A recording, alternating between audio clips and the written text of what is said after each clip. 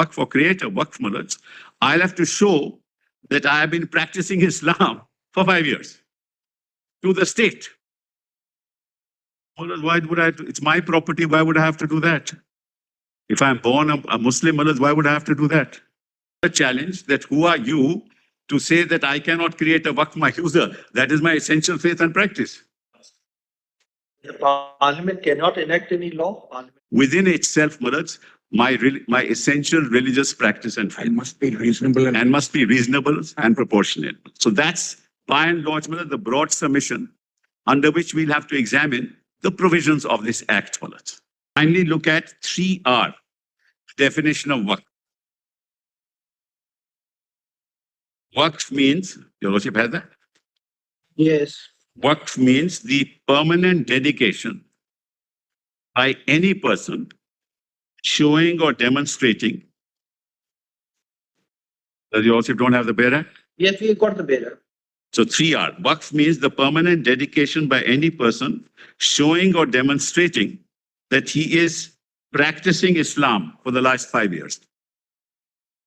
Of any movable or immovable property, having ownership of such property, and that there is no contrivance involved in the dedication of such property for any purpose recognized by the Muslim law as pious, religious, or charitable, and includes such and such and such and such. So, Mullah, therefore, if I want to set up a Waqf or create a Waqf, Mullah, I'll have to show that I have been practicing Islam for 5 years to the state. Mullah, why would I? It's my property. Why would I have to do that? If I'm born a Muslim, Mullah, why would I have to do that? Why should the state be a judge of whether how good a Muslim I am or not? personal law will apply. My personal law will apply to me, Mullah, immediately. So, Mullah, per se, according to me, Mullah, this, and then, Mullah, what is that contrivance involved? I'll tell you, Lordships, what sections I'm challenging. I'm challenging this, Mullah, 3R. Yes. Then I'm challenging, Mullah, this proviso to 3. Proviso to 3. Provided that the existing Waqf by user properties registered on or before the commencement of the Waqf Amendment Act as Waqf by user will remain as Waqf properties, except that the property wholly or in part is in dispute or is a government property. Which proviso? This is the proviso. Waqif means, after Waqif means, Page 6 of the compilation. well, they have, as your Lordship knows, Mullah, deleted Waqf Yes. by user. Yes. For the past. For the past, Mullah, they have maintained it. Yes, fine. For the future, they have Mullah. So that's another challenge, that who are you to say that I cannot create a Waqf my user? That is my essential faith and practice. So, Mullah, that's the second challenge. Then put in dispute with And this, every encroacher, Mullah, will have to be, it will be decided. Who will decide that? the dispute. The dispute mechanism, Mullah. Now kindly come, Mullah, to section 3C. First 3A, Mullah. 3A, 3 capital A, subsection 2. I'll just read it, Mullah, and tell your Lordships what the challenge is. Creation of a Waqf Alal Olad shall result in denial of inheritance, shall not denial of inheritance, rights of heirs, including women heirs, of the Waqif or any other rights of persons with lawful claims. Well, who is the state to decide that? Under what lawful claim are you talking about? Well, who is the state to tell us as to how the inheritance is going to happen in my religion? Even under the Hindu Succession Act, the state has enacted the law, tells us how the succession will take place. In Islam, Mullah, that's not the case, Mullah. Are you saying that? That's interference with 26. Just a question before you answer. The Parliament cannot enact any law. Parliament has enacted law with regard to Muslims also.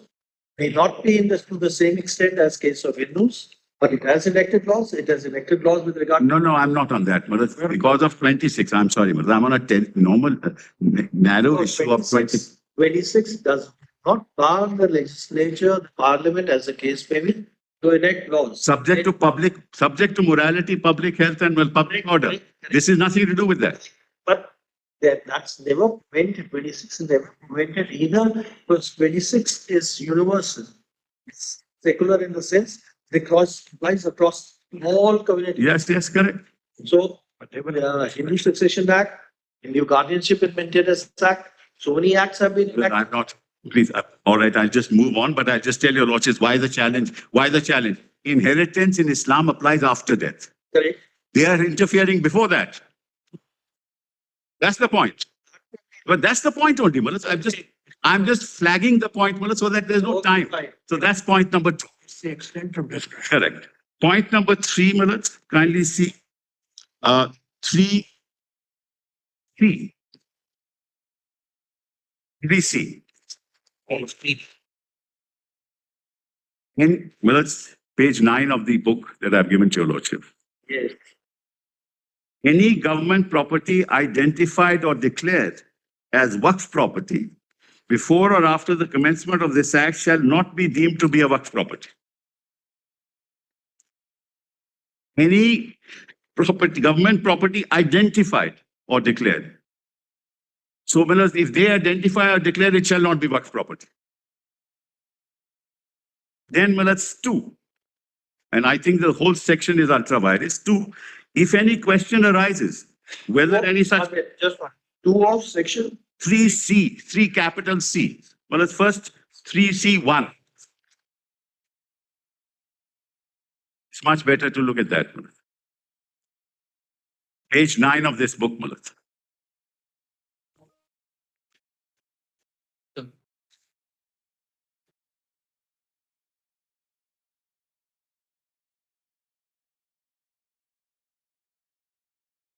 We see 1, may I read, Mullah?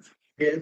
It says any government property identified or declared as Waqf property before or after the commencement of this act shall not be deemed to be Waqf property.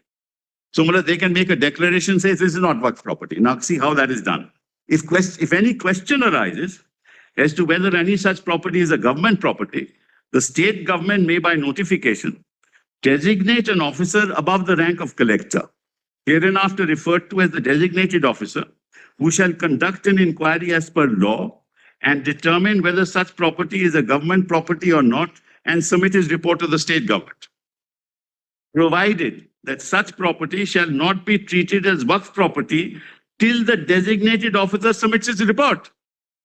There's no time limit. No. And there's no time limit there. Quite apart from that, Mullahs, quite apart from that, what is that process where the government officer will decide in a dispute between the government and the Waqf that this is government property? You therefore have identified an officer who is part of the government, who will be a judge in his own cause. He is an officer of the government. And he gives a declaration.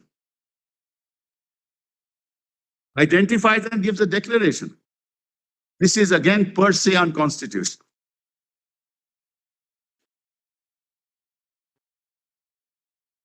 Provided that such property shall not be treated as Waqf property till the designated officer submits the report. So the Yes. property is on lease, where is the rent? Oh, I'm sorry, I didn't want your lordships to hear this. Yes. So, Mullah, that's the third challenge.